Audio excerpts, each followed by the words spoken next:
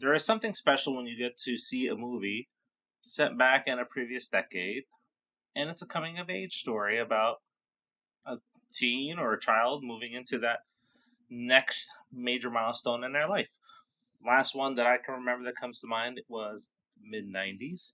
And now we have this film set back in the 70s, even shot on 35 millimeter film, which was pretty special to look at. Welcome to another episode of the Popcorn Confessional. This is Dave from Nerdbox, and I'm accompanied by my wife Jenn, also from Nerdbox. And on this episode, we are talking about Licorice Pizza. So fire up that Jiffy Pop and meet us in the booth.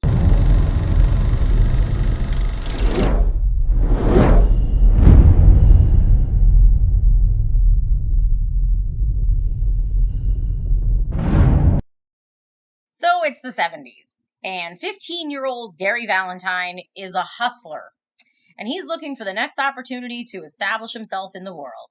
He meets Alana Kane, and it's love at first sight for him. She's 10 years older and really not interested. They do become friends, but Gary is more than determined to make it something a lot more than that. Yes. Yeah, and he tries hard. He does. He is determined. Very, very.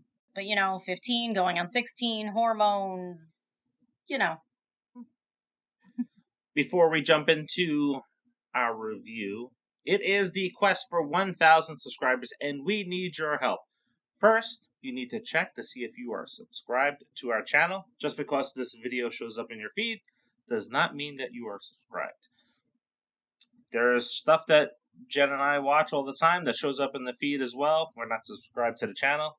And let's face it, they got over 1 million subscribers. They don't need just one person. We need you to check. We need your help.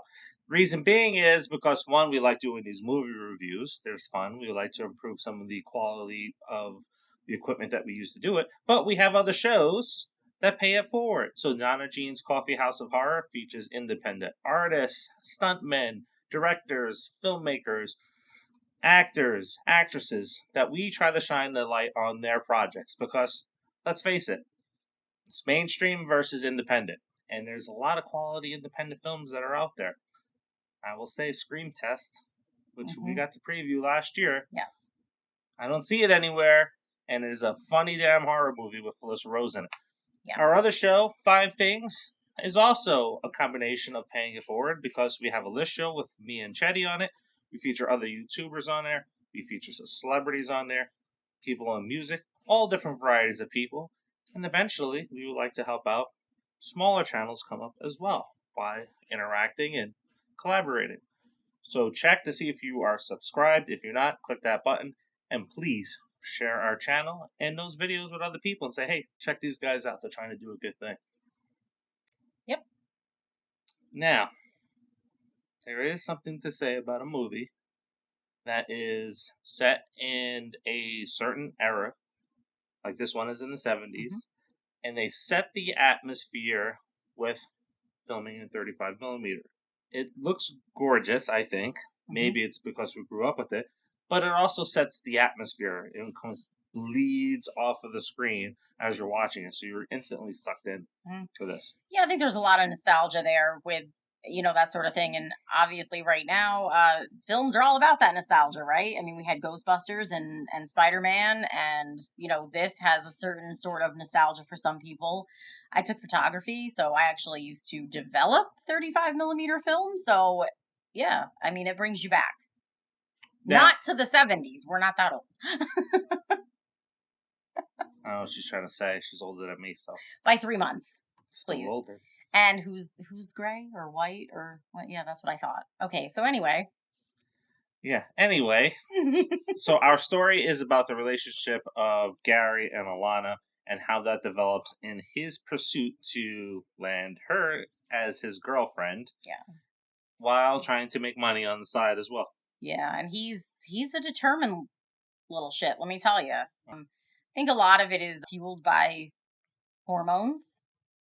He's 15 going on 16. Like we mentioned, he's a hustler, and hustle he does. He is a small-time actor, gets, bit roles here and there. Mostly, I think on kind of like an off Broadway type deal, but that's one of the things that helps to get the chicks and also for him to have his other side businesses that he actually leases space and opens up like legit businesses. I don't know. He could probably teach all of us a thing or two. I have my own businesses at 15. Okay, not selling bootleg on the street. I'm just saying. It's a business. It's not the same thing. No overhead. His were legal. I'm just saying. Like, I don't know how you did that. I guess because it was the 70s and people were too concerned. This was somewhere around circa 1977 because there was a gas shortage. And I do remember my mom telling me about this. So I guess in late 70s, people were more concerned with the gas shortage and not paying attention to their kids. We don't see a lot of parents in this movie. I'm sure a 15-year-old couldn't sign a lease back then either. I'm just saying. Now, the movie is character-driven, and it's about the pursuit of Gary going after Alana, and that we get to see that play out. And naturally, we would see Alana has her own relationships and her own things going on that is right for her age, and how Gary kind of just weasels his way into it. Yeah, Gary's not right for her age. Alana's 25 and Gary's 15, and that's icky. I just no. Yeah, he has an overabundance of confidence. He does. To the point where it's arrogance. Oh yeah, he's very arrogant. He is a narcissistic little bastard. Not really. He has that personality. I'm sure everybody's met this person where, hey, it's Norm. Hey, how you doing? He's the mayor of the town because everybody kind of knows him and looks after him as well. The other actor, the one that played alongside him in this movie, that kid, he's the narcissist. He was definitely the narcissist. Yes, so there are characters that come in and out, and it's good to see the way these characters interact with each other and those around them, and some of the emotional struggles that go along with this relationship. Yeah, and I mean, for the most part, a lot of small-time actors. Gary is actually played by Cooper Hoffman, who is the son of the late Philip Seymour Hoffman. But then we have names like Brad Cooper and Sean Penn. So I will say this, when those two appear on the screen, the characters that they play instantly just stand out of this entire film. Yeah. It's just like on another several levels. Yeah. And the acting was good in this film. It's just that what they brought was just skyrocketing. It was to the moon performances that they did. Yeah, definitely. So what are you rating this one? So I probably wouldn't see it in the theater again. I don't know if I'd buy it, but I'd probably watch it if it was on TV. This is a one and done for me. And the reason why I say that is because there are plot holes in this film, especially with the timeline.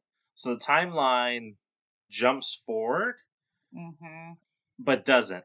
Yeah, and a lot of things don't make sense with that timeline, and that was just distracting. Yeah, because I don't think it was meant to jump forward, because we do go from, Gary saying that he's 15, and he said how long it was till he was 16, and so really it doesn't jump forward any more than to get to him turning 16, but it just seemed like it did, which was weird. The way this movie was written and delivered was, it felt like it was a longer period of time in a short amount of time. Yeah.